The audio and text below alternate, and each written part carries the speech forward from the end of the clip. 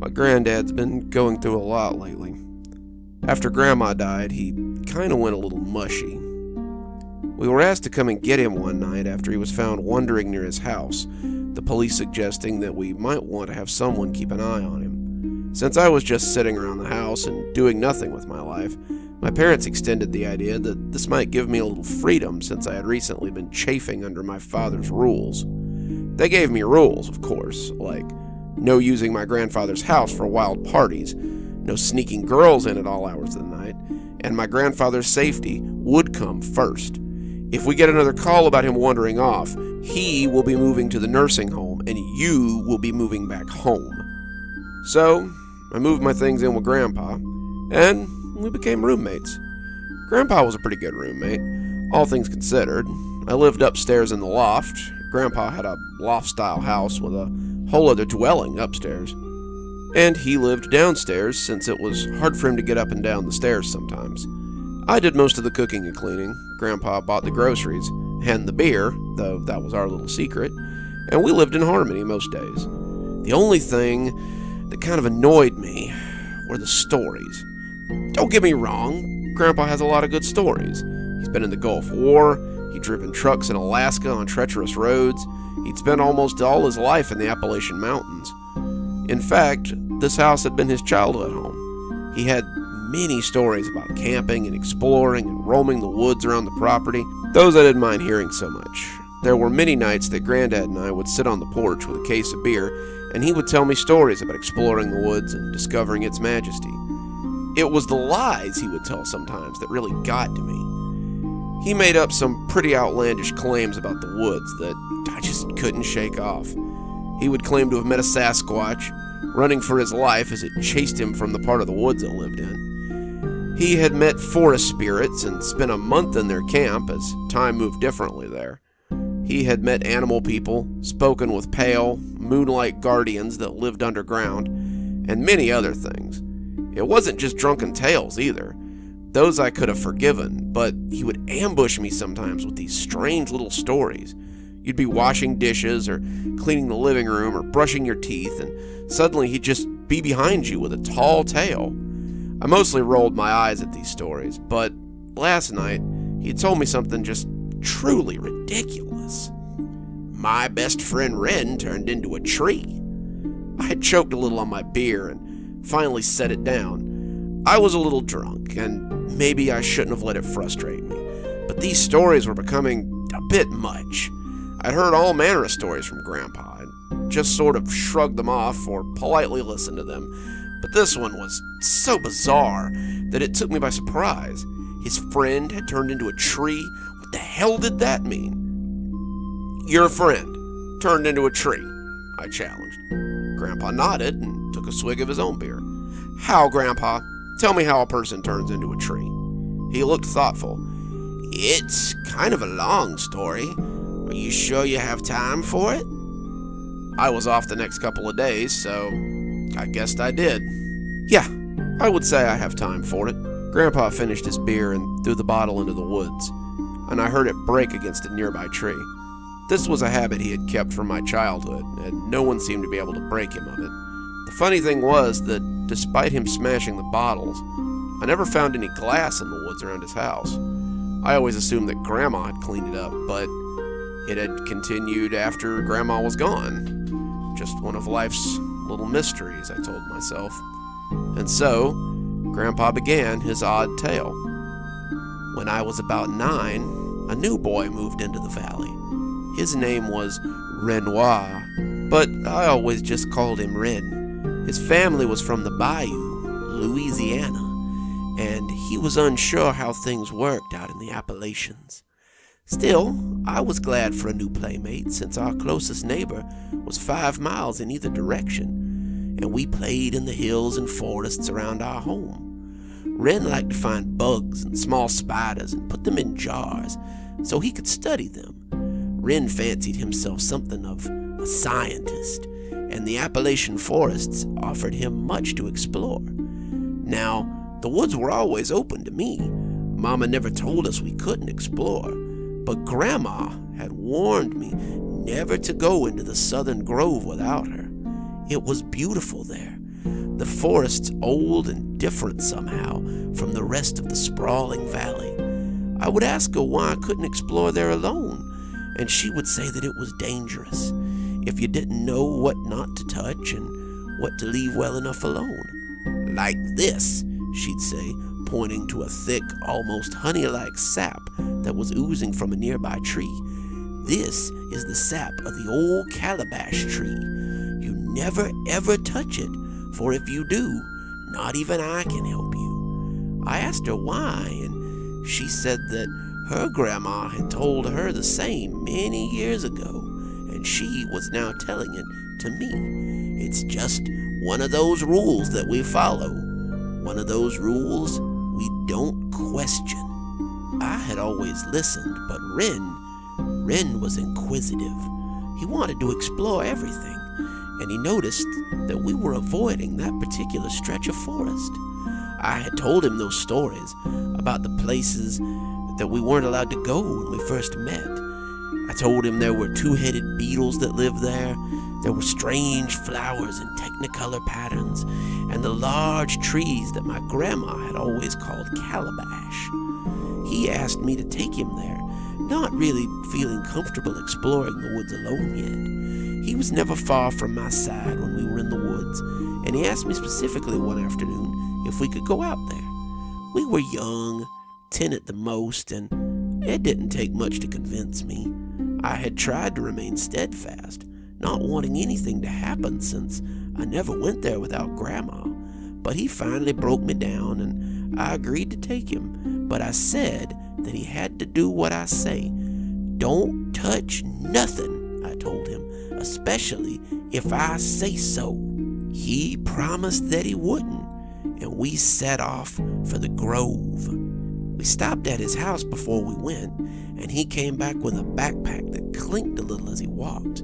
I had little doubt that it was full of specimen jars and other such things. He may not have intended to touch, but he definitely intended to study. So we made our way to the grove, and as soon as he saw that oddly colored place, he was in love. The grove is a special place, you see. Things there are closer to nature than anywhere else, and Grandma always said it was easy to feel the old world magic that connected the people to the earth, and the people who spend a lot of time there can sometimes hear the voice of the forest that others have forgotten. When Grandma read Robert Frost, she thought that maybe he had found some sort of grove of his own. We spent an hour just exploring the grove. Ren looked at the beetles, putting one into a jar so he could study it later, and sketched some of the plants that he made notes on. I showed him the calabash tree, that massive white gold giant, and I saw the wonder in his eyes that was there every time he found a bug or a leaf he didn't recognize. He approached it, and I understood his need to touch it. I myself had needed to touch it the first time to make really sure I understood what I was seeing. It's the size of it, I think. Your mind tells you that nothing that big can possibly be real, but once you touch it, you just know that it must exist. It wasn't until I saw him take his knife out that I realized what his true intentions were. I ran forward, telling him not to, but he seemed mesmerized by that golden bark of that towering tree. He wanted some. That much was obvious, but Grandma had always made it very clear that you do not strip the bark from the calabash tree. Ren didn't know. He probably assumed that a tree so large would have plenty of bark. He couldn't have known what lay beneath. As his knife slid easily into the soft bark of the calabash tree, a golden spurt of sap struck him full in the face. He stumbled back, the sap flowing as his knife quivered in the side of that massive trunk, and I saw him clutch his face and scream. I pulled him away from the tree. The roots threatened to trip him, and as his hands came down, I could see that his face was changing. His face was turning brown, his skin thickening, and the pigment of his eyes was beginning to film over as though he was blind. "What's happening?" Wren asked, his voice deepening as his throat stiffened.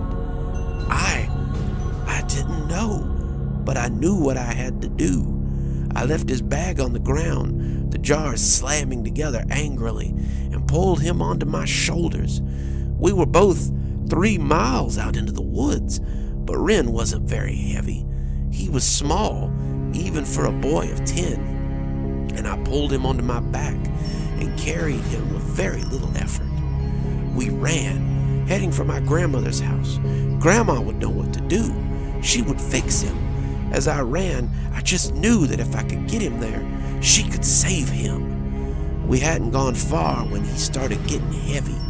Like I said, he wasn't large, but I was only 10, and Wren was starting to get really heavy.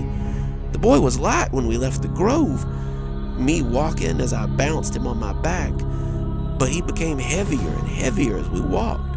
His arms hung uselessly at my sides, and his body became like a stone in the center of my back. His legs started to shake as my progress was slowed to a crawl. When I was drawing up short, I thought maybe one of his feet caught on something. I looked back and almost dropped him. His feet had elongated until they dug up behind me, his toes becoming long and searching. They were pushing their way down into the ground, and as I pulled, they attempted to root themselves in the dirt. I pulled him along, trying my best to get him to my grandmother's, but eventually, I just couldn't take him any further. We were in a clearing, a stream trickling through that I knew would be a heavy little crossing with the winter flow, and I left him there, saying I would go get help. Wren called me back, though, and asked me to stay with him. I told him that I couldn't do that. If I gave up, he'd be stuck like this. My grandma knew about these sorts of things, and she might be able to help him. I made all kinds of excuses, but in the end, I was just scared. This was so weird, so odd, and my 10-year-old brain didn't know what to do about it. He said, "Please," and asked me to stay, his voice cracking like a branch in a high wind. And after some hesitation, I sat and said that I would. His arms and legs were stiff and bark-like, and he cried tears of yellow sap. I wanted to reach out and wipe them away, but I remembered what that sap had done to him and resisted. His feet were growing, breaking the ground and sliding into the earth as they sought purchase. I asked him how he was feeling, and he said it was very strange. He said that as he grew, everything seemed to slow down, to lighten, and he was filled with an odd sense of eternity. He said he felt ancient and brand new. He felt lonely, yet filled with the knowledge that he was never alone. He felt sad for the life he was leaving behind, but excited for the life that was beginning. The process took about 20 minutes from start to finish, and I sat with him as he changed, not wanting him to go through it alone. His skin thickened, taking on a wooden cast as his legs descended into the earth. His chest expanded, Wren groaning as his bones and his body grew, and his small arms were thrust upward as he reached for the sky. His face and body sort of grew into one, becoming his trunk, and his eyes began to sink into his newly formed trunk body. Much too soon, he was a tree, and I was left sitting beside a half-grown sapling with a pair of expressive rings in its trunk. I was left looking into those way too expressive eyes as he sat looking out onto the forest, never to move again. I sat there, mouth agape, as Grandpa finished his story. What happened after that? Surely no one believed that he had turned into a tree. Grandpa shook his head. Only one person. My My family and his spent the night searching the woods with a search party from the town. They thought that something had happened to him, and my brain had made up something to cope with it. They could see I was shaken by whatever had happened, and they still wanted to find Wren to make sure he was okay. I tried to tell them, tried to explain what had happened, but my grandma appeared at that moment and wrapped an arm around me. She told them she would watch me while the town searched and took me into her house for a cocoa. Over cocoa and cookies, she told me that she had tried to warn me about the grove. She said it was a tragedy what had happened, but that was the way of the world sometimes. He took a last pull off his beer and launched it into the woods. She said that life was cruel sometimes, but that there was an order. Wren had tried to go outside that order. He had broke the rules, and that cruelty took its revenge. She reminded me that I must never go against that order, not if I wanted to live amongst nature.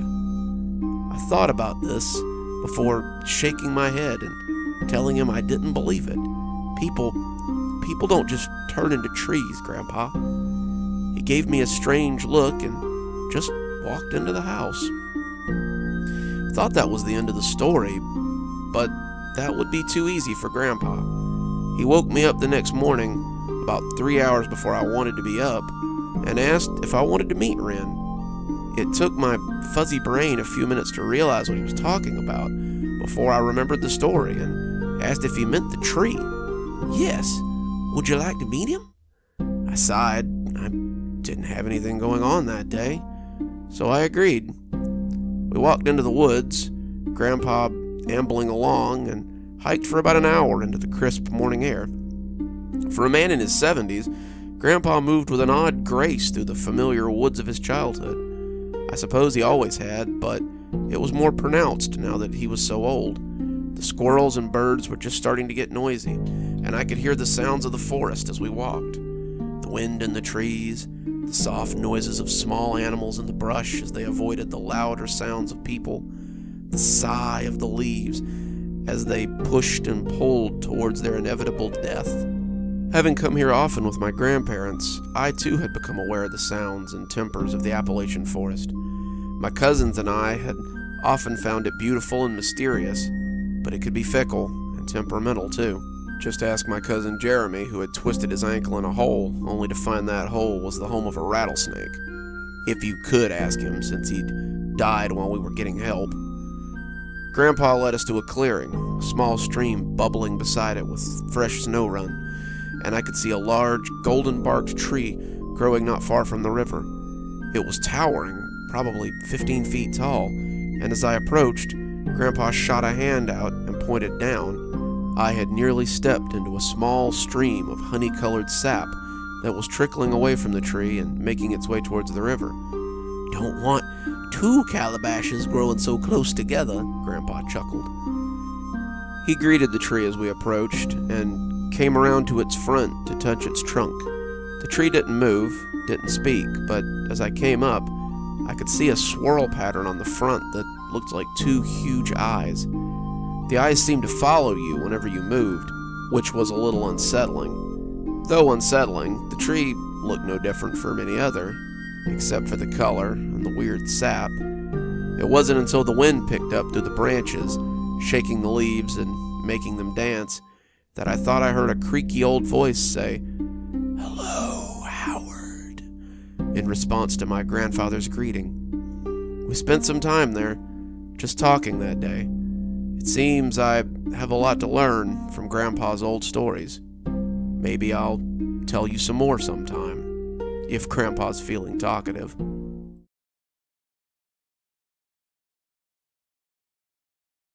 Grandpa and I were out on the back porch, spending our evenings as we often did, when I asked him about a weird story my parents had used to scare me as a kid. It was some kind of monster cat that would eat me if I was bad, I said, swirling my beer around thoughtfully as I tried to remember what it was called. I used to live in fear of this thing, since Mom said it would come get me if I didn't do my chores. It was, the whooping cat? The whomping cat? "The wampus cat," my grandpa said, draining his beer and launching it into the tree line like he often did. "Yeah, that was the one. I hadn't thought about him until last night in a long time. I dreamed that I was small again, wandering around your house and looking for people. I never really saw him, but out of the corner of my eye, I could see this big shadowy creature stalking me. He kind of reminded me of one of those guys in a mascot costume. I never really got a good look at him. It was always hiding, but I remember being pretty scared as it followed me around the house. He made this kind of sound like a house cat, but loud and long, like a cat that's been startled or is about to fight. Suddenly, Grandpa loosed a cry like a scalded cat, and I heard all the animal noises around us taper off. He looked back at me and asked, "Did it sound like that?" I was speechless. "Yeah, exactly like that. But how?" "I taught your mother how to recognize that call. I didn't want her to go through the same horrific experience I had." I was slightly confused. Experience like what, exactly? "The wampus cat." I stared at him for a moment, the night bird starting to tune up again, as Grandpa leaned back and stared at the night sky. We were silent for a few minutes, the crickets loud as they put on their last concert before autumn put them to ground. Then, Grandpa suddenly said, "I saw him once, you know." My head was a little foggy and I just mumbled out, "Saw who?" "The wampus cat. I saw him once." My skepticism started to claw its way out again, but ever since the tree incident, I had been a little more open to Grandpa's stories. "Yeah? You want to tell me about it?" Grandpa seemed to think about it for a minute before he began. "I was about 5 or 6 when your cousin Luke came to stay for a week. My mother's sister was going to stay with Luke's sister, her first daughter, to help her deliver her baby, and she asked if Luke could stay for a while. Mama said that he'd be staying in my room with me, and even though I said I didn't mind, I wasn't very excited by the prospect of Luke staying with us. Luke was not a good kid, you see. Luke was the baby in his family, 2 older brothers and a sister who were all out of the house, and this had led to him being a bit of a brat. He was also a bully, and I knew I would have to keep an eye on my things if I didn't want them to go missing, that was. I would also have to make sure to spend as much time in the woods as I could when I wasn't in school. Otherwise, Luke would likely make up excuses to play rough with me. I wasn't a fragile child, but Luke was a few years older than me, and I had often seen bruises after we played. So Luke came over, bag packed for a week or more, and Aunt Kara thanked us for letting him stay. Despite her difficult son, Aunt Kara was an absolute delight, and I didn't hold it against her that I would have to deal with Luke for the foreseeable future. She gave me a tight hug, thanking me for taking Luke into my room and promising me something special when she came back. I thanked her, but I was thinking that the only gift I was looking forward to was the return of my room and my quiet existence. I showed Luke to our room, showing him the cot he would be sleeping on. I turned to find him putting his bag at the foot of my bed. When I asked him what he was doing, he just grinned like a fox and waggled his finger at me. "Not very Christian of you to make a guest sleep on that saggy old cot. A real guest would have been offered the bed while you sleep on the cot, don't you think?" I wanted to argue with him, but I realized it wouldn't do any good. As I tried to get comfortable on that cot that night, listening to Luke snore lustily in my bed, I knew it was going to be a long few weeks. After a week of having Luke there, though, I was good and ready for him to be gone. In that time, he had managed to sprain my wrist after he pushed me out of a tree, stole my favorite rock from my collection, though he claimed he hadn't done it, and break any number of the small number of toys I owned. To my parents, he was an angel, always minding his manners around my mother and especially around my strict father. He always appeared to help with chores, walked with me to school, and was polite while they were around. The second their backs were turned, though, he cut school and shirked his chores and mocked their bumpkin ways to their backs. Then, one Sunday, it all came to a head. It was working towards mid-afternoon, the sun taking on that golden tint that you see when it's getting ready to set, when a knock came at the door, hard and frantic. Daddy went to get it, and it turned out to be Mrs. Douglas, our second closest neighbor. She had ran nearly 6 miles to our house to get our help. You see, she needed to get Mr. Douglas to the hospital. He had fallen off a ladder while fixing something and broke his leg pretty badly.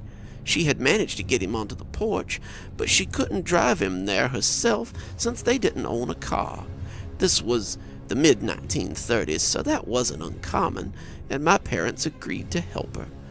Mama told us to stay here while she went to help Daddy, telling us to tidy up while she was gone.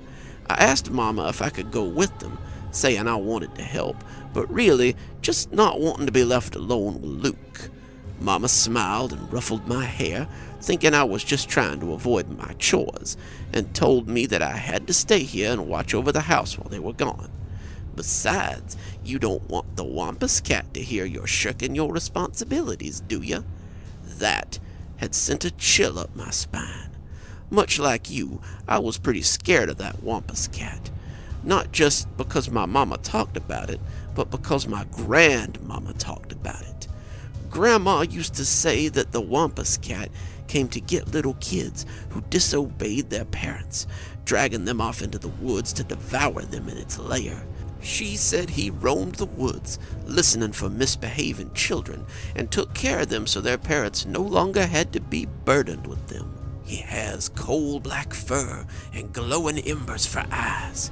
He's as tall as a man and as wide as a bear. He has razor-sharp teeth that seem too big for his mouth and claws like kitchen knives. You'll know him by his cry, a sound like a cat scalded by the stove and by the smell of fresh blood. Nothing will stop him from getting his prey. Nothing. And you don't want to be the focus of his ire.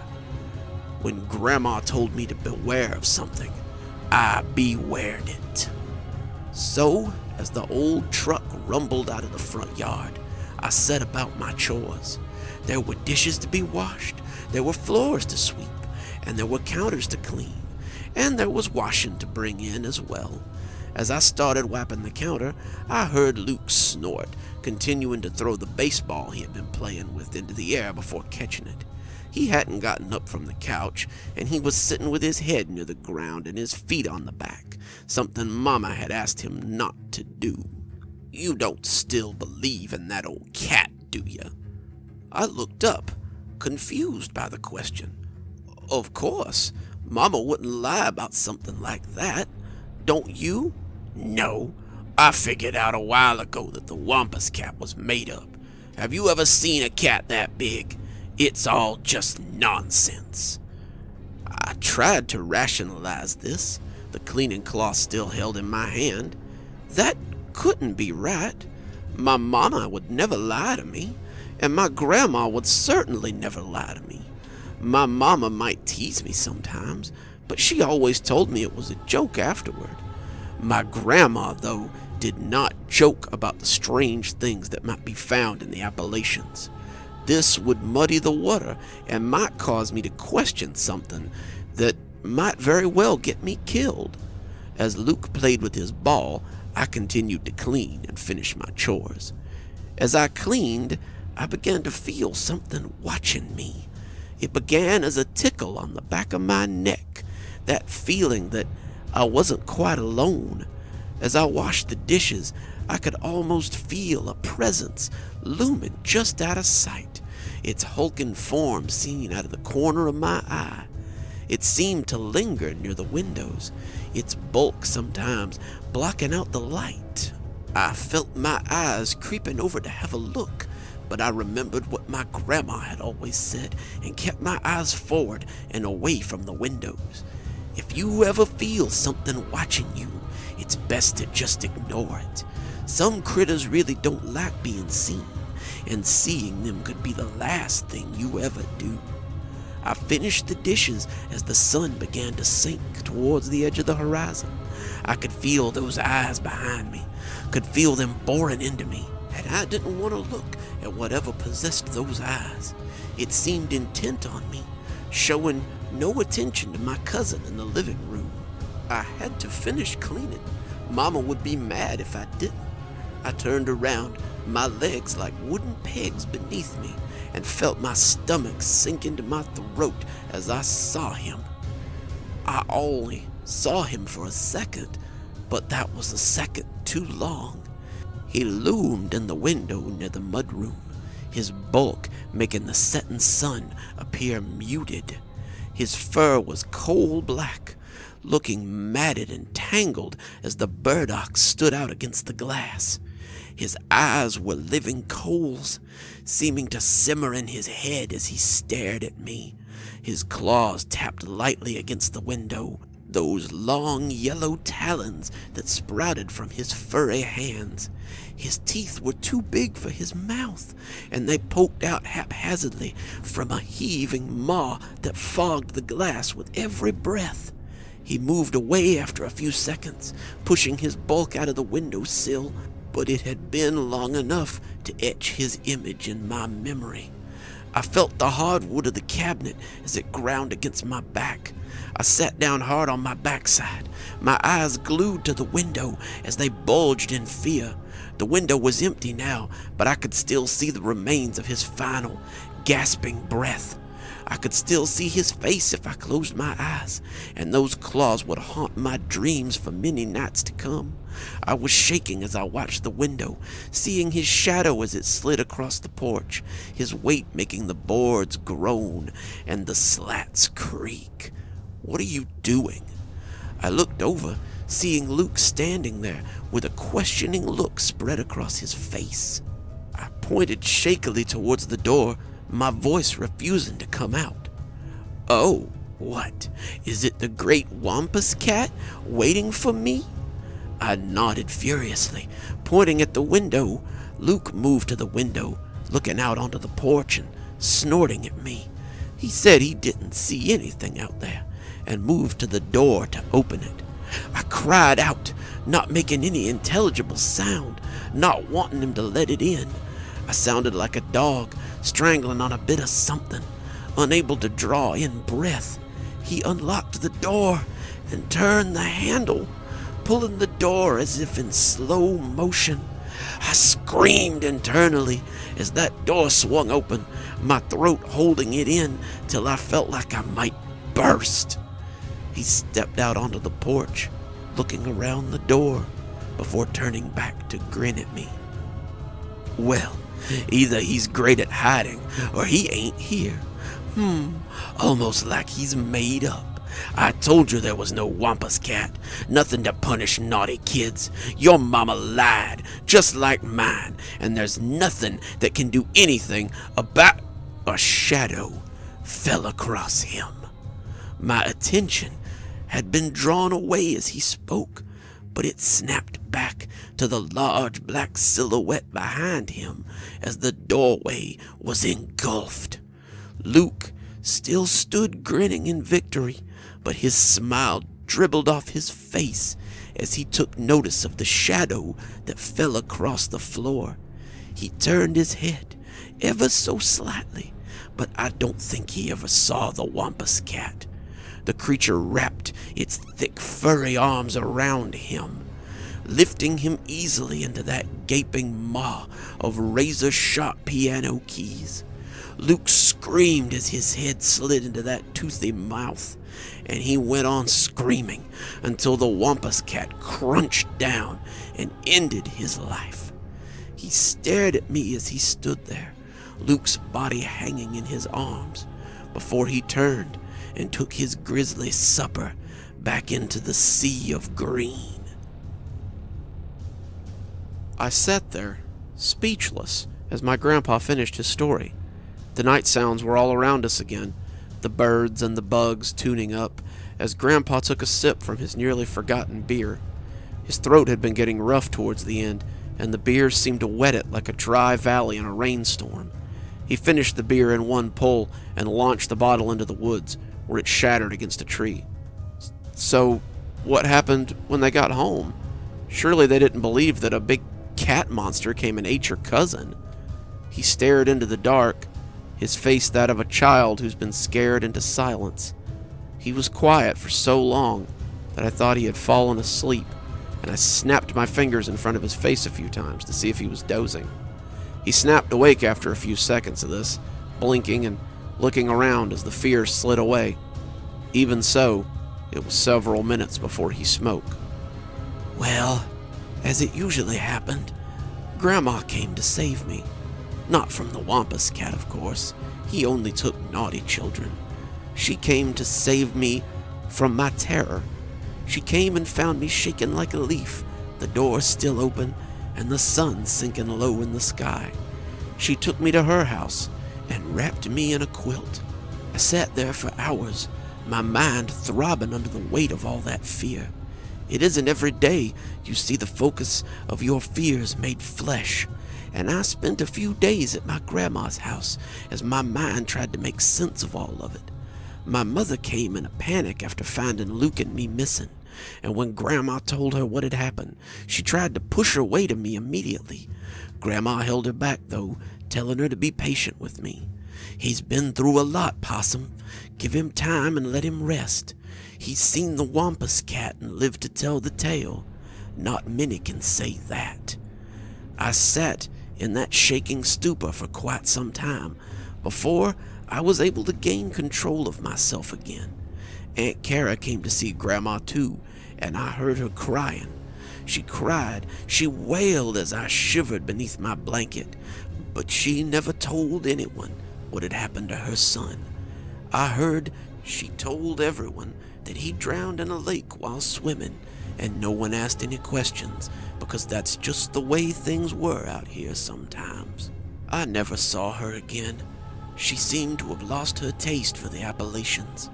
I went back home, and I learned to live with the knowledge that there were things out there that could kill me, things that played by their own rules.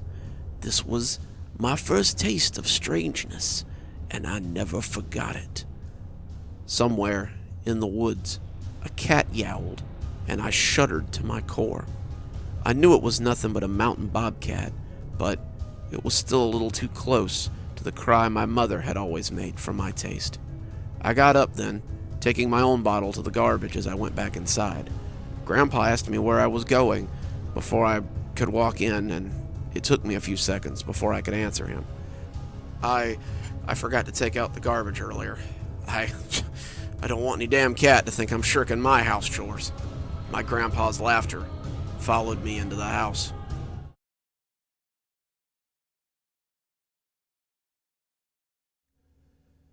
It's been a rough couple of days at Grandpa's house.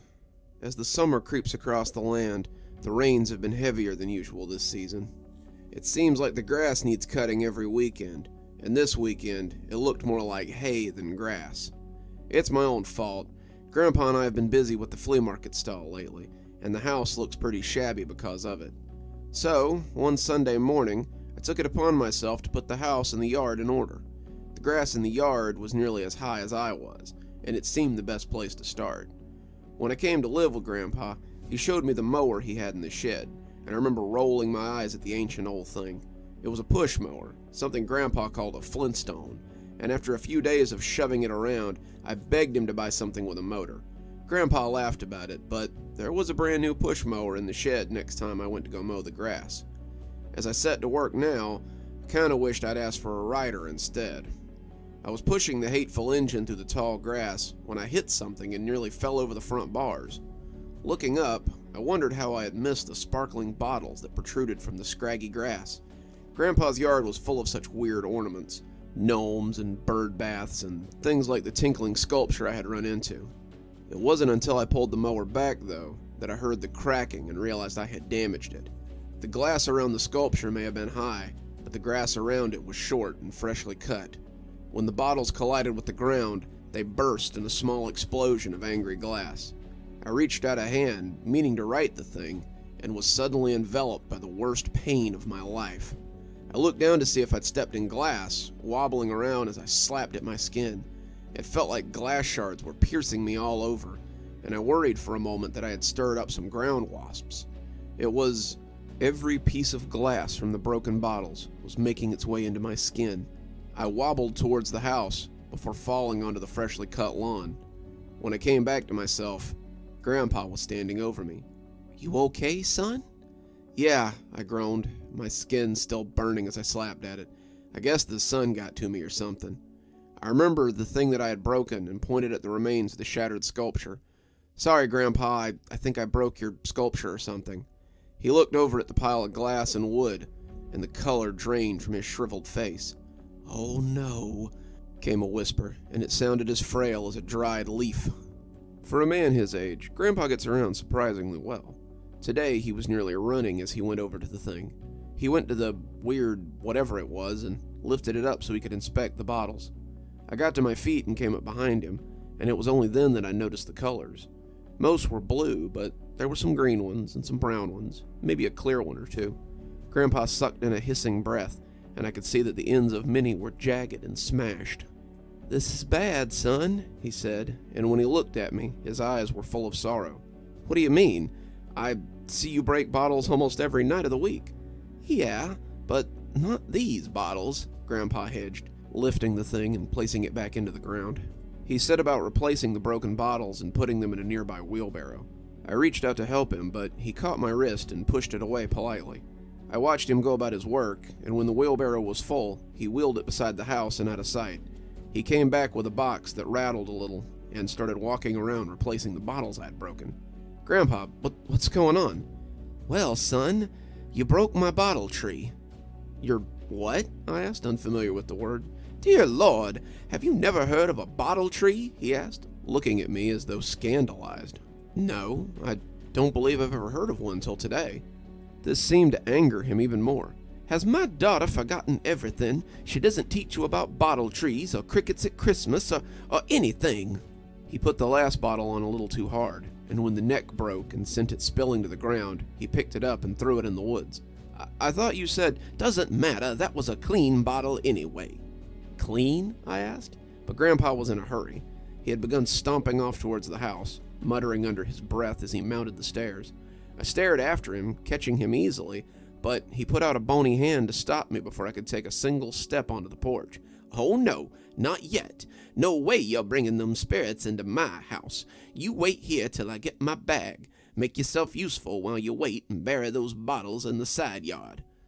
I asked him why, but he just said there would be plenty of time to talk while we walked to the river.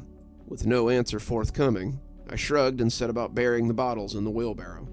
By the time they were all buried, Grandpa had returned with a satchel and a determined look on his face.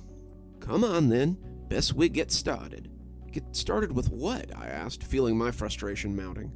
I had broken some weird piece of art that just sat out in the yard. What the hell was going on? The way he sounded, it was like I had desecrated the altar at the Baptist church. "You're cleansing. We need to do it before nightfall. Otherwise, things may get very bad for you." He had turned to go, his heading taking us towards the woods, but when I threw the shovel down, he jumped a foot in the air. "But why? Why do I need to be cleansed? What the hell did I do?" Grandpa sighed, his eyes already judging the sun as he thought about the best way to explain. "If you come with me, I'll tell you everything along the way, but we have to hurry. What's waiting for you tonight would make the cricket I had in my head look like a fond memory." I was left with very few options, and Grandpa had never steered me wrong before. I followed him into the woods with only the slightest hesitation. Once we were beneath the canopy of the Georgia woods, I felt safe enough to ask him what was so important about the bottle tree I had wrecked. "You remember when I taught you about spirits and how to get them out of your house? Well, a bottle tree is a good way to do just that. Oftentimes, spirits travel from the place where they were released, scared and angry, and that's how they become trapped in people's houses. The bottles confuse them, though. They give them somewhere else to go. They see the blue bottles and think that they're going towards the sky, or the green bottles and believe they're going towards the trees. Once inside, however, the spirit is trapped and it can't get out." "How exactly are they dumb enough to get stuck in a bottle?" I asked. Grandpa laughed, stepping under a branch that I was forced to shove aside. "The spirit is confused after being ejected from the body. Not all spirits become dark. Some are just good people trying to move on who get a little lost along the way. Whatever the case, the spirits get trapped in the bottle, and when the sun rises, they burn up. Spirits can't remain on the living world once the sun rises, and they must be safe in their graves or get cast out. We crossed the first stream we came to, but Grandpa waded through and kept going. Clearly, this was not the river he was looking for, so we plunged on into the Appalachian wilderness. Granddad seemed to know where we were going, at least, and as the sun began to make its way in the other direction, I followed him. So, if the sun dissolves them, what exactly do I have to worry about? Well, the spirit's remains coat the inside of the bottle. They're gone, but not quite forgotten. There's an old story about a woman whose husband had a bottle tree, and when she washed the bottles, she loosed vengeful spirits into their house. Lord knows why she wanted to wash old bottles, but for all intents and purposes, you've done something very similar. We came to another river, this one full of snowmelt, but he only looked for a fallen tree so he could cross. What are we looking for out here exactly? I asked as Grandpa shoved over a small deadfall and shimmied across. We're going to a place your grandma showed me. It was where she got the water that healed the cricket out of me, and I feel it will be sufficient to draw the spirits out of you, too. And what makes you think there are spirits in me? I found you in the yard, son. You can't tell me that you didn't feel something. I couldn't deny it, and that was all the answer he needed. How do you know all this anyway? I asked him, my hand sticky with pine tar as I finished scurrying over the deadfall. Don't tell me you broke a bottle tree in your youth. Nope, Grandpa said, wiping his own hands on the grass. But a cousin of mine did. Oh, what happened to him? Well, he didn't die, but he probably wished he had at the time. I sighed. I guess we'll need something to do till we get there. Let's have another story, Gramps. Grandpa chuckled. You may regret that after you hear it. As the sun sank lower and lower, my legs growing sorer and sorer, Grandpa began his tale. His name was Clint, and he was my mother's sister's son. How many cousins do you have exactly? I asked. Well, let's see. Your great-grandmother had 8 siblings, and your great-grandfather had 7, so... He pretended to count on his fingers before turning and saying, Way too damn many. May I continue or not? I told him to proceed, and so he began. Cousin Clint was visiting for a few weeks. We were exploring the woods around where I lived. Clint was from the woods too, but his mother lived in Arkansas, and his woods were a little different than mine. He wasn't a fool. He knew his way around the woodlands, but his upbringing had lacked the spiritual nature that my grandmother had exposed me to. So, when we came across the old Ruckman Cemetery, Clint merely saw a boneyard to explore. We were tossing a ball back and forth, a little more than the guts of a baseball, really, when the dirty stone perimeter of the family cemetery rose up from the woods like old teeth. The Ruckmans were an old family that had once lived in that part of the holler. They were gone by the time I was born, their farmland reclaimed by the forest, but their headstones remained, as did some stone fence that marked their burial ground. Aside from those crumbling stones, several bottle trees were also in attendance. Some of them were little more than crumbling relics from the farm days, but many still stood displaying their bottles proudly. Clint knew what they were. His mother had bottle trees in her garden, too. It was clear, though, that he didn't believe in them. They were just something superstitious to him, and as he tossed the ball back and forth, he walked closer and closer to the low stone gate. I told him not to get too close. I told him that all kinds of nasty things might attach themselves to him if he got too close, but he just laughed and said that was stupid. Dead things stay dead. That's what they do. Before I could disagree, he told me to throw a long one and ran. I launched the ball in a high arc, but I saw what was about to happen before Clint did. He was running backwards, and he never saw the bottle tree that he slammed into. It shattered underneath him when he fell on it, and I ran to help him before he cut himself too badly. When Clint screamed, I assumed he had gotten into the glass. When he started to shake, I knew it was something else. I pulled him off the bottle tree as best I could and was surprised to find that he didn't have a scratch on him. The way he was flopping around, I thought he was probably hurt bad. When I saw no blood, though, I wondered what exactly had made him scream like that. He came around soon enough, and when I asked him what had happened, he said he must have hit his head. God, it hurt so much, though. I don't know what it was, but it hurt like fire. I checked him over, but we were losing the sun by then. It was late afternoon, and we needed to get home before supper got cold. So we set out, Clint stumbling a little as we headed for home, and me keeping an eye on him. He seemed a little woozy, but I didn't think much of it as we made our way over the familiar hills and through the hollers. It began as an itch. Clint began to scratch his arms, slapping at himself as though bugs were on him. I asked him if he were okay. He said it felt like something was biting him, and he wondered if maybe he hadn't blundered into some poison ivy. The further we went, the more his itching became pain. Clint staggered as the sun rode low, saying he must have gotten some glass into him when he fell. He said it felt like his insides were on fire, and I had to throw an arm over him to see if I could help him get back to the house so someone could look him over. He began to scream again the closer we got to home, and as we burst into the yard, I could already feel my shirt getting wet with something. I looked down to find him oozing blood from a dozen wounds. I let him drop to the ground, and as he fell, he began to scream and writhe. It was as if he had fallen on a porcupine, and when I ran from my mother, I wasn't sure I would see him alive again. Mama came on the run, Daddy too, and my aunt was right behind them as they came to see what was wrong with Clint. His skin oozed blood, like small red rivulets, and we could do little but watch him bleed with no idea how to stop it.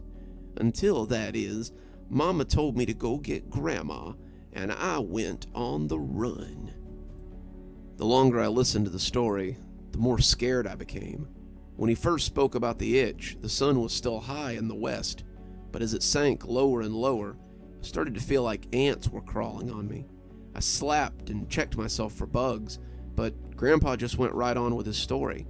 If he noticed at all, I mean. I couldn't understand what was going on, but the longer we walked, the more I felt like the itch was becoming a burning under my skin. At first it was like a sunburn. It itched and burned and was irritated, but the feeling wasn't too bad. It made the feeling of my jeans rubbing against my legs truly irritating, though. And my shirt felt like it was made out of twine instead of cotton.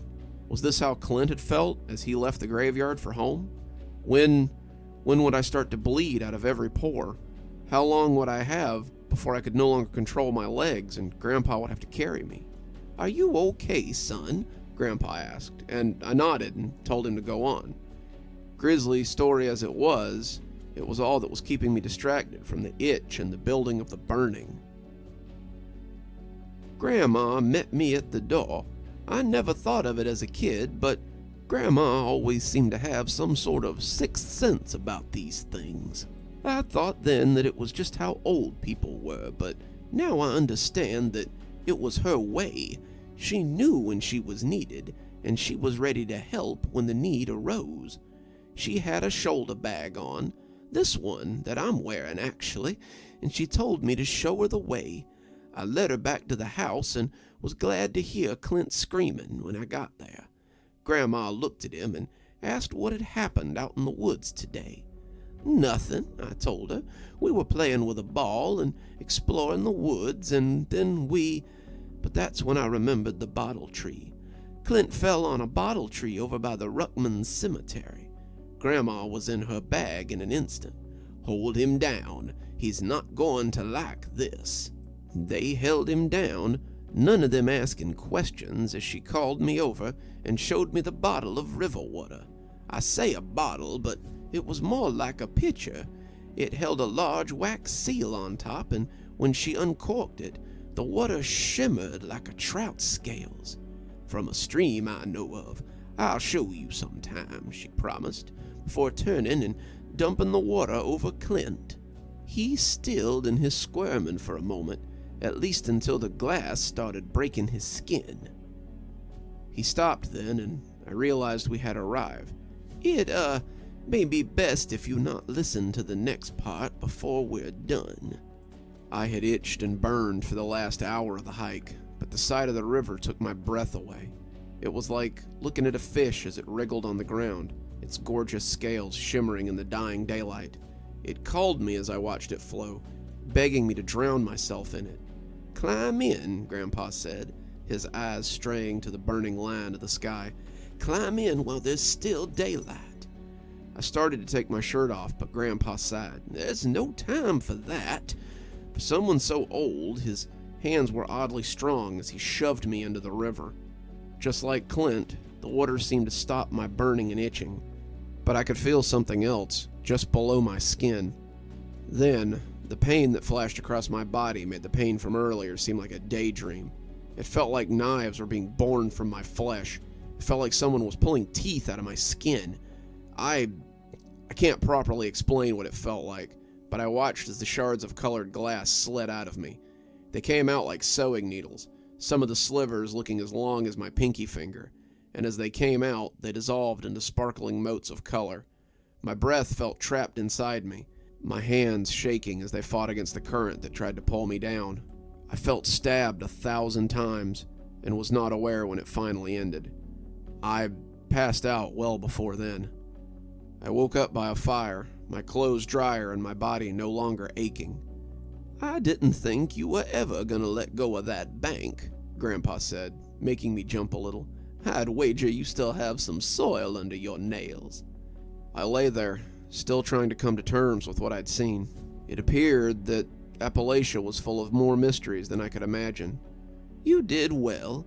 I wasn't sure you would, but I don't think the spirits in my bottle tree were as bad as Clint's. The graveyard had existed for hundreds of years or more, and there was no telling what sort of hateful spirits had gotten holed up in there." Did he live?" I asked, a little afraid of how weak I sounded. "He did, and thankfully he didn't remember any of it. I suspect that he blocked it all out, but he wouldn't go near a cemetery for the rest of his life. He was cremated when he died. He refused to let them put him in the family plot." He looked up as a log popped, watching the embers drift up as he smiled contentedly to himself. "This reminds me of the night I met a Sasquatch out here. I was out here drinking but I never even heard how it began. I was snoring before he even got past the setup, hoping this was the longest day I'd ever have in the Georgia hills."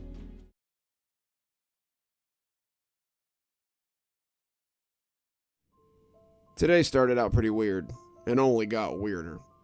We've been out of the woods for about a week, my legs finally feeling less wobbly, and I was set to putting everything back to rights. Having been gone about 3 days, the dust had taken over again, and the house needed to be aired out. Grandpa had helped with the cleaning as much as he could, and now the house was back to its usual presentable state. When I woke up today, though, I noticed that the sun was high. Normally Grandpa wakes me up early for some sort of adventure, but no one had woken me up today. I went downstairs, expecting to see Grandpa waiting for me, but he was nowhere to be found. I checked the porch, the living room, his bedroom, but it wasn't until I checked the front porch that I found someone. It wasn't Grandpa, but it was someone.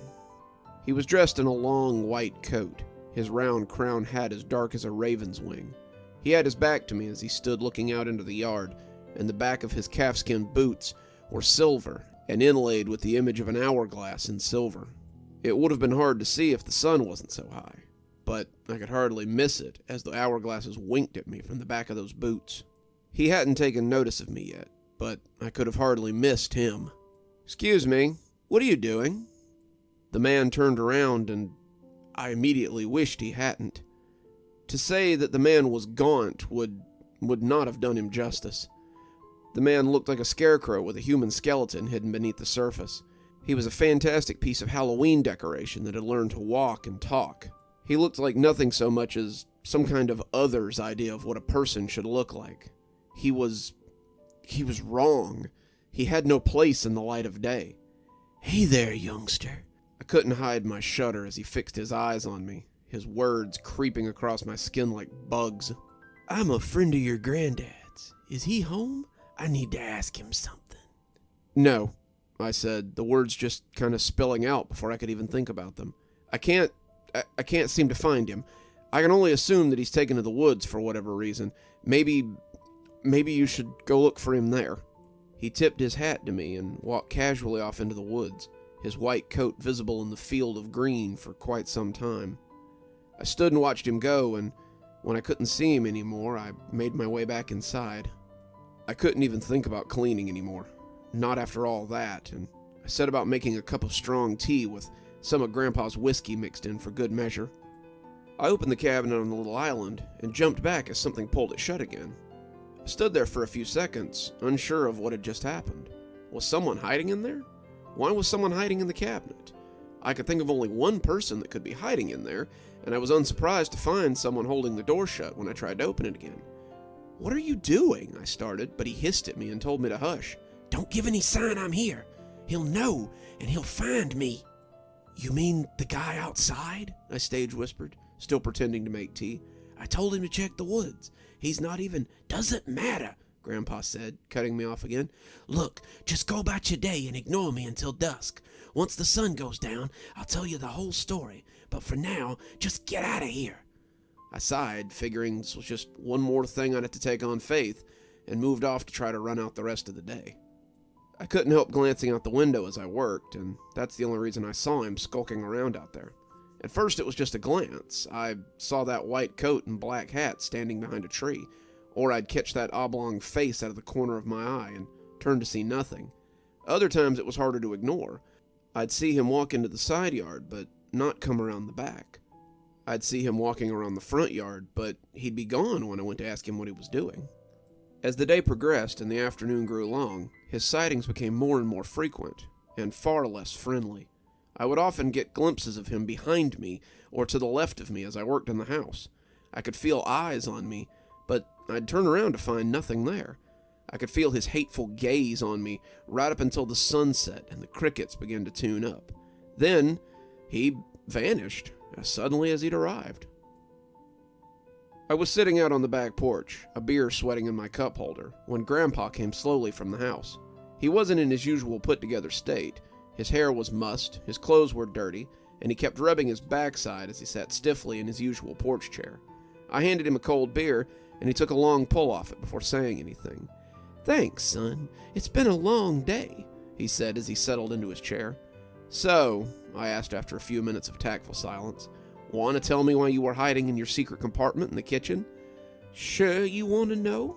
Once you know, it's not the sort of thing you can just unknow," he said, tipping me a little wink. I thought it over for a minute and finally nodded, deciding that I already knew enough terrible stuff, and one more thing probably wouldn't hurt me too badly. On that score, I guess I was wrong. "Once a year, I receive a visit from the Welder Gheist, so he can collect his debt, and every year I manage to avoid paying him." "So you're welching on a debt now? That doesn't seem like you." Grandpa chuckled. "Well, to be fair, the Welder Gheist is a tricky creature that only appears when he knows you need his help, and he charges a pretty steep fee. He came to me in, well, a moment of weakness, when he knew I would accept his offer, and made me a deal I couldn't refuse. It was a sucker's bet, though, and he knew it. I just had because I have no intention of paying for something that he never really delivered on." "What was that exactly?" I asked, trying to be casual, but very curious. Grandpa opened his mouth, but instead just looked off into the woods. That's a story for another day, or maybe never." "Fair enough," I said, taking another pull off my bottle. "Well, why not just pay him and be done with it?" "'Cause I promised him the remaining years of my life," Grandpa said. He said it as offhandedly as you might tell someone you lost a watch in a card game. I spit beer across the porch. "Why in God's name would you do such a thing?" Grandpa just shrugged. It's not that uncommon for people in the know to make deals with the Welder Gheist. The Welder Gheist will grant people power, but there's always a price. If you're careful and a little bit clever, you can trick him and pay nothing for his gift. Is that why you're hiding? I asked.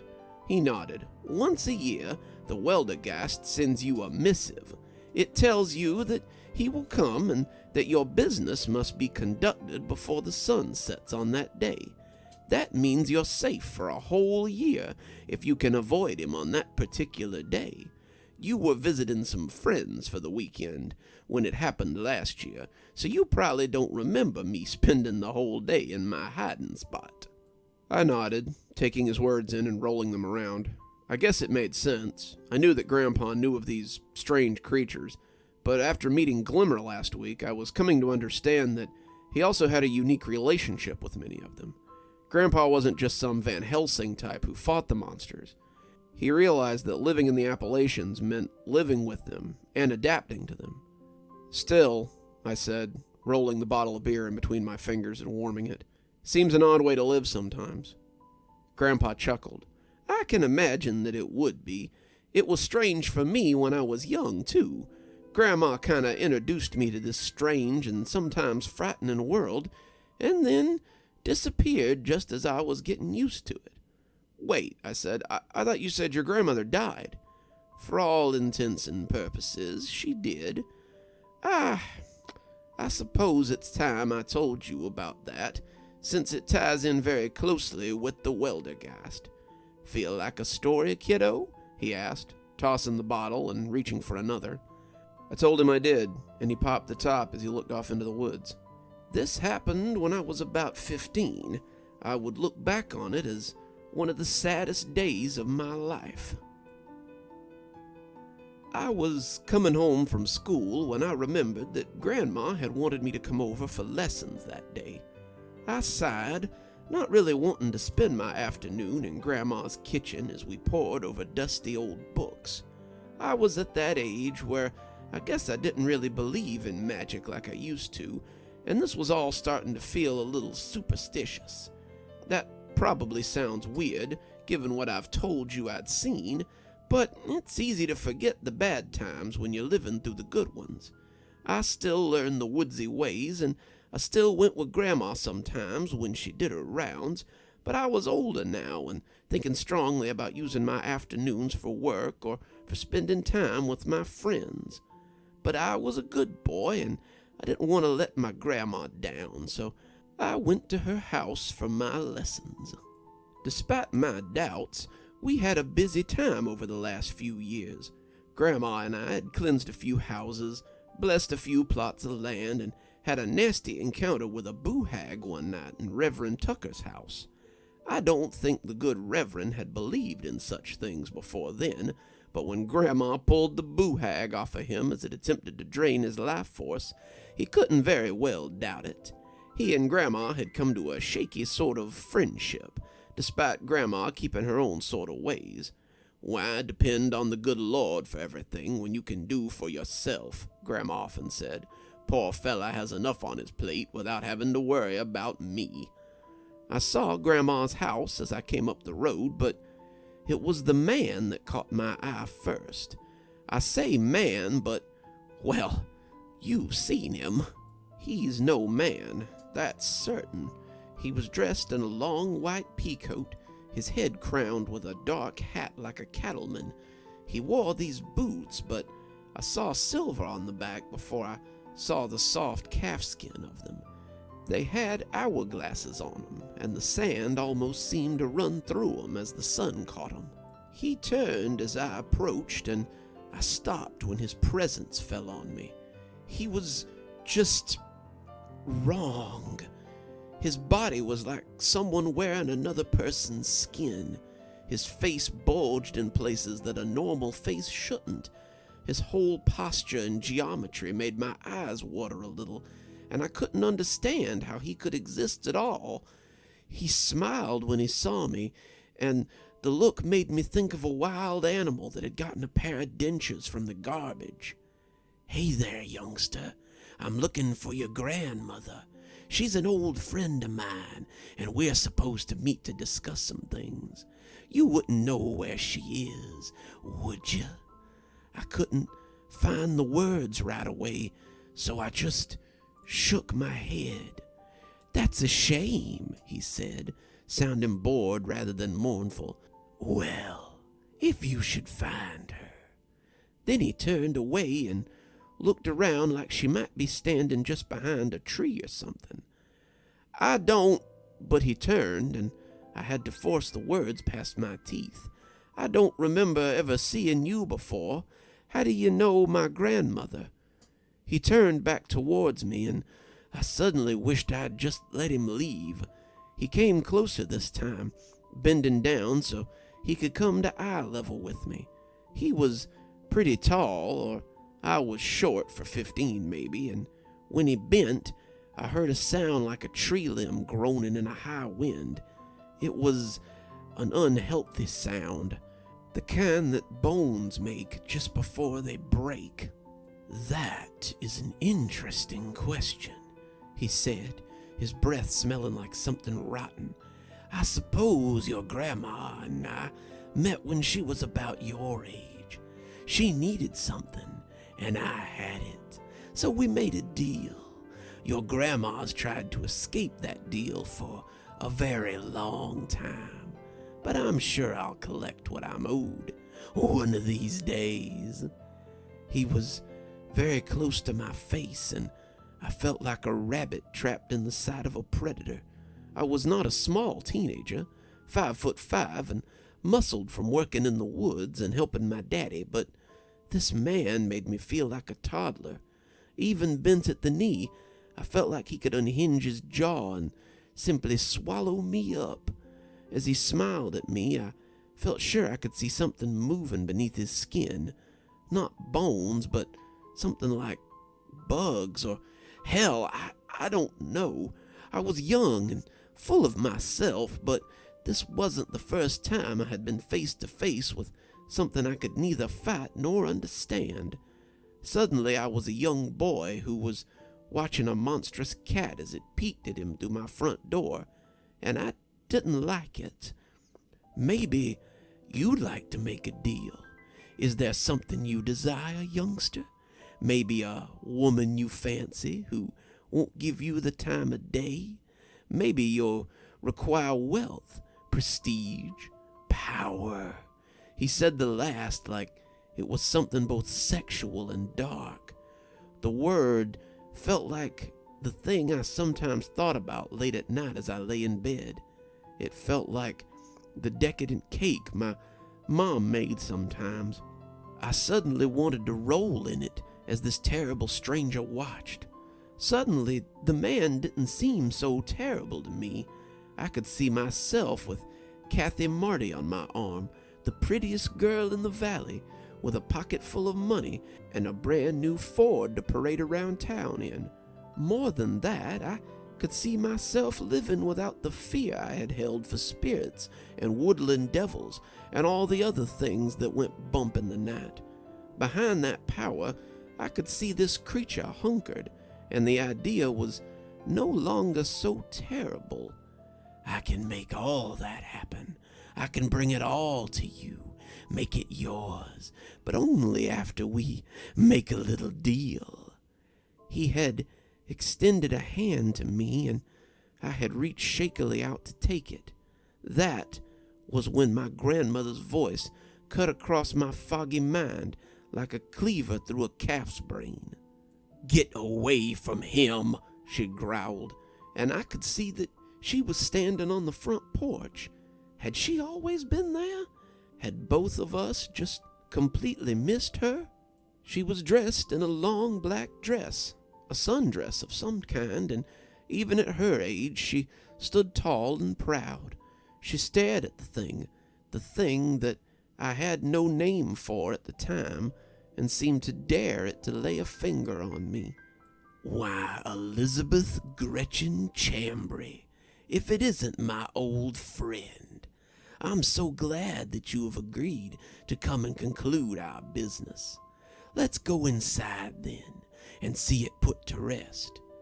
"Very well," she said, stepping off the porch and in between us. "I would like a word with my grandson first, however." "Of course," he said, walking onto the porch, but keeping a careful eye on Grandma as he went. "Do hurry, though. Places to be, people to see." Grandma wrapped me in a hug, her smell enveloping me as she whispered into my ear. Her voice was the most frantic I had ever heard it, and she seemed to be trying to tell me as much as possible in as low a tone as possible. It was clear she didn't want the man to hear us, and I couldn't blame her one bit. All the haze had fled from me, and I was aware again of his dubious geometry. Run home right away, and don't look back. If that man comes to you again, don't let him trap you like he's trapped me. I love you, boy. Keep your studies and make me proud.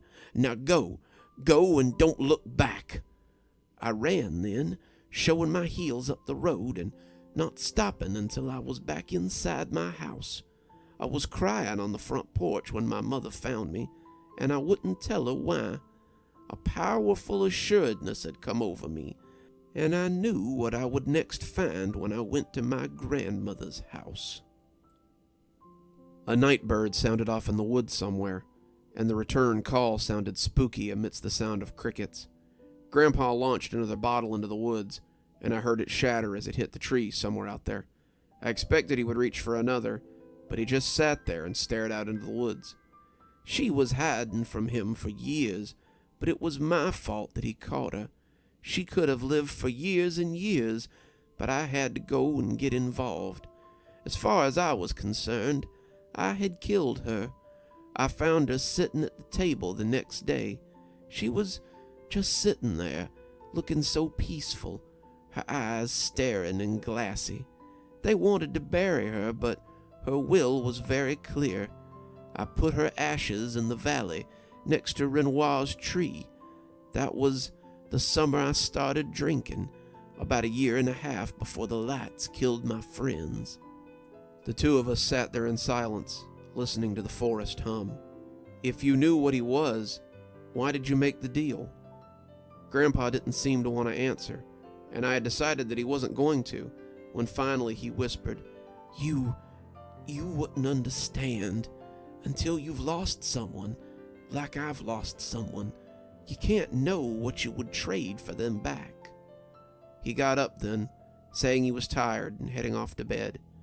I sat on the porch and mulled that one over for quite some time.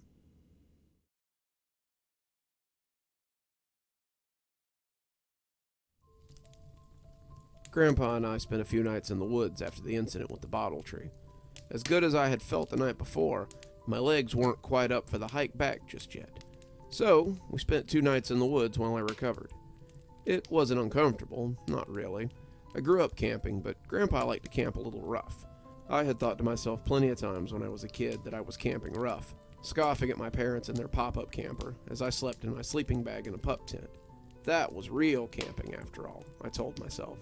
And as I listened to the wildlife make noises through the thin layer of fabric, I felt like a real outdoorsman. Now that I was lying out here on a bed of leaves with the cicadas in my ears and the bats catching mosquitoes overhead, I learned that I hadn't been prepared for what I thought was rough camping. Wednesday night found me sitting by the fire, keeping it fed as the darkness gathered into full night.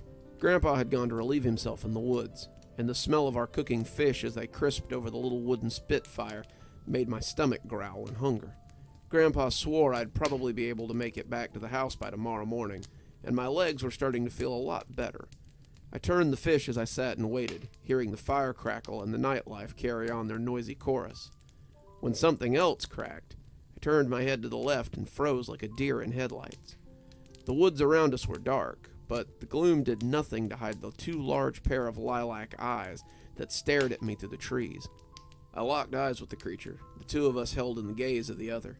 This wasn't out of any misplaced sense of courage or desire to cow this thing that was staring me down.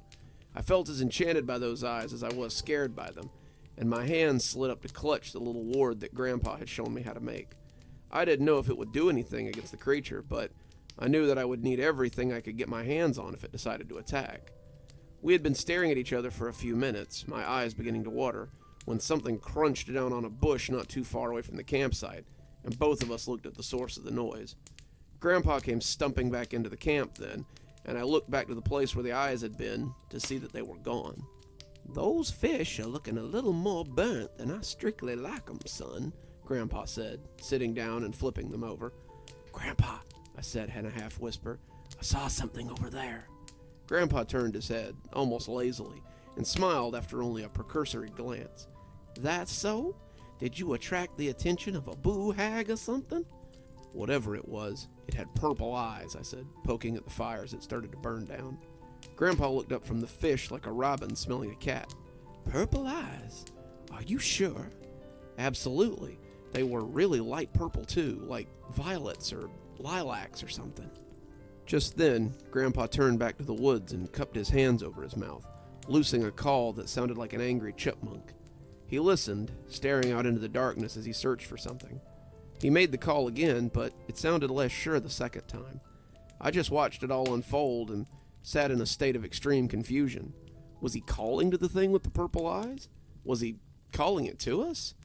When something called back, the sound was a little higher than the one Grandpa had made.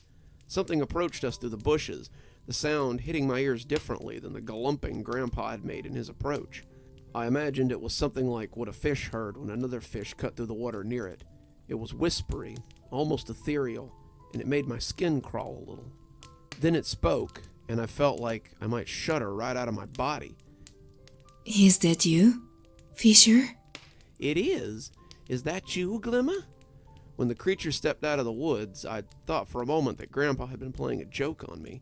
Maybe this had been the cue for a friend of his to come out of the woods so they could have a good laugh at scaring me. The woman that came out looked normal enough. She wore leathers that might be a little too tight for the weather, and her silvery hair was pulled back into an intricate tail that spilled down her back. Her eyes were purple, the lightest of lilacs, and when she smiled, I could see rows of bright white teeth. It wasn't until she stepped closer that I saw those teeth were pointed, just like the ears that rose from the back behind her silvery hair. "It's good to see you again, Fisher. You still look as handsome as the last time I saw you." I looked over at Grandpa, who cleared his throat and drew the attention of the beautiful creature. "Over here, Glimmer." Glimmer turned her head and gasped as though startled. "Fisher? What happened to you? You look shriveled as my great-gran." "You charmer, you," Grandpa said, clearly trying not to let it get to him.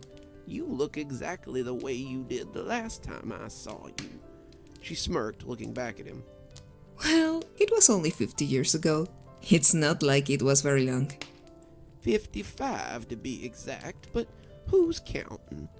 Glimmer took a half step towards him, but came back for a second look and to slide a hand over my cheek.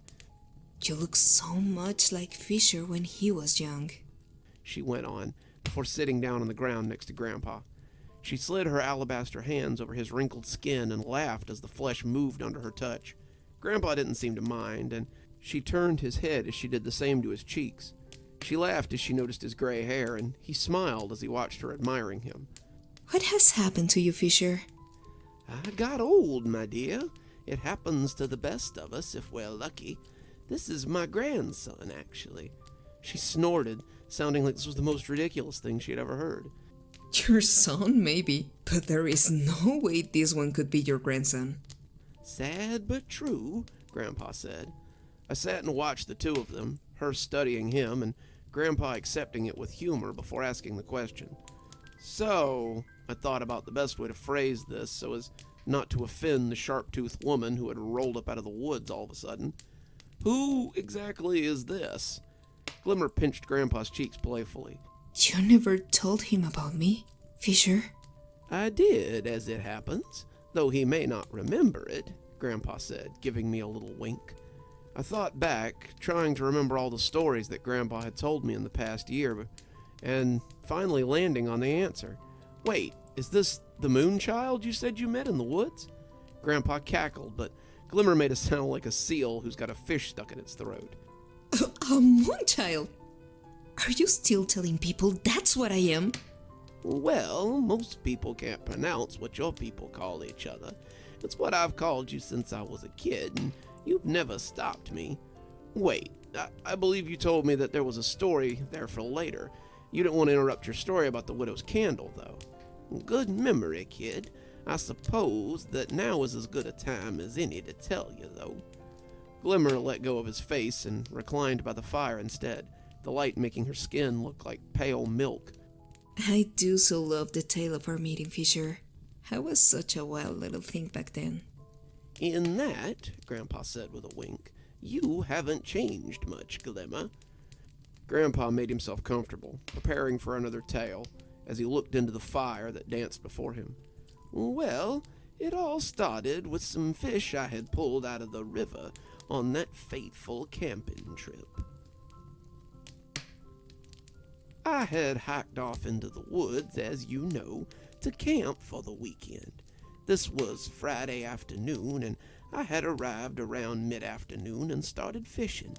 The stream was swollen from snowmelt, and the fish were in high spirits that season.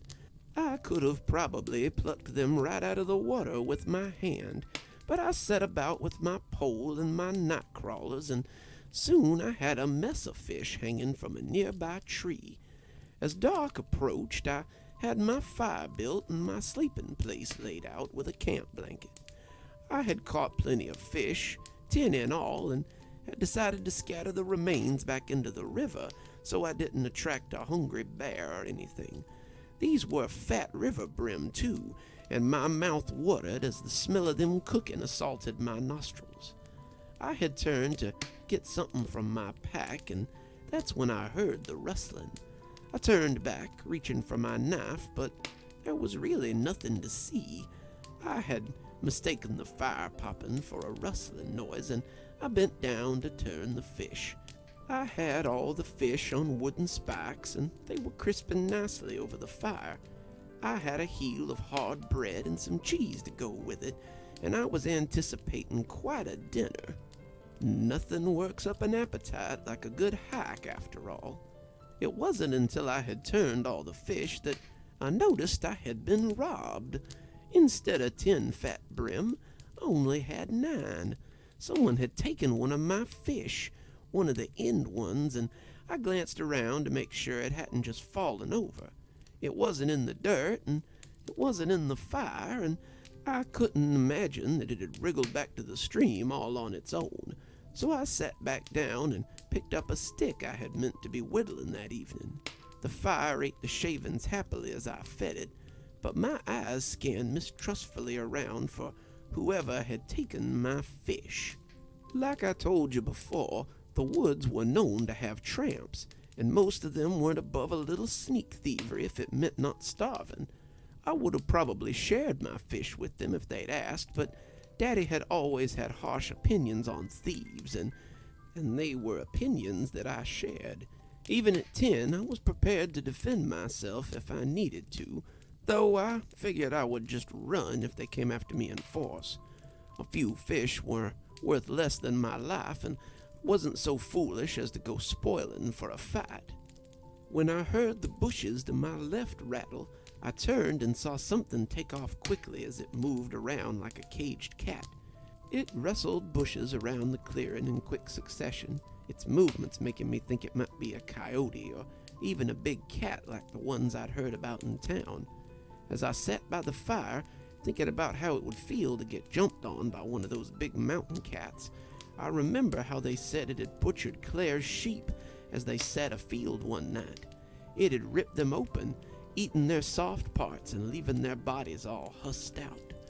They later discovered that it was a wolf pack, but I wouldn't know that for a few more weeks. That night, I felt the fear creep up my spine as I felt stalked by this terrible phantom. Then, from a break in the bushes, I saw a pair of purple eyes. They studied me the way I studied animals I'd come upon on hikes sometimes. Animals caught by surprise a second before they bolted into the woods, never to be seen again. Those eyes looked at me just that way. They stared as if they didn't expect they would be allowed to observe me for very long. We stared at each other for a while, the fire crackling between us, and it wasn't until I heard the hiss of a fish sliding into the coals that I shook off the strange spell. When I looked back up, I expected the eyes would be gone, but they were still there. "Who's there?" I asked, blowing the soot off the fish as I took out my knife and began flaking back the scales. The eyes blinked, but they never answered. "Would you like to come and share some fish?" I asked, thinking maybe the eyes belonged to a person. They didn't seem so big as a cat would, and they looked curious rather than scary. They had probably smelled my fish and come to see what smelled so good, and now that they had decided I wasn't dangerous, they would want more. The eyes blinked again, and I could almost feel them weighing their options. Did they dare to come and see if I was actually dangerous? "I won't hurt you," I added, realizing that that's probably exactly what something that would hurt them would say. Their curiosity seemed to win out, however, because to my surprise, a wild little girl came crawling out on all fours. That was the first time I met Glimmer. Glimmer laughed, and it sounded like wind chimes under a waterfall. He speaks as though we're not a grubby little creature sitting out in the woods cooking something I have never smelled before. I was curious and keen to have a taste. And then he spoke. Imagine my surprise to discover that this thing could talk. Had you ever seen a human before?" I asked. Glimmer shook her head. I had heard them in the woods, but my kind do not usually go so close. We have lived in these woods since your kind hunted with bows and arrows. They rode horses instead of automacars? "They're called cars now, Glimmer," Grandpa said kindly. Yes, those. My parents tell me that we were once friends with the ones who came before you, kind. The ones who used the bows. They knew of us, but they warned us about the new people. They told us you all were violent, but I never felt fear about this one. Grandpa smiled back, and I couldn't help smiling as well. How close had these two become? I couldn't help but think. Grandma must have been quite a woman to take Grandpa away from this one. "Anyway, I haven't even gotten to the best part yet," Grandpa said. Glimmer flapped her hands at him. "Continue then," she said, scooting closer to my leg as she lay her hands against the log I was sitting on. "I have the perfect spot to listen from." I felt my face heat up a little as Grandpa went on with his story. "She approached my fire boldly, sniffing the air like a silver-haired hunting cat as she hunched in the dancing light. She was like a coiled spring, ready to snap away from me at any sign of attack. She was equal parts distrust and curiosity, and I had never seen anything like her. My hands shook a little as I offered her the fish I had been scaling, but she shook her head and pointed at the one still in the fire. "I prefer them with the scales on. The scales taste good." Her voice made me shiver. It was like listening to a river speak, like hearing a babbling brook talk, and I passed her one of the other fish instead.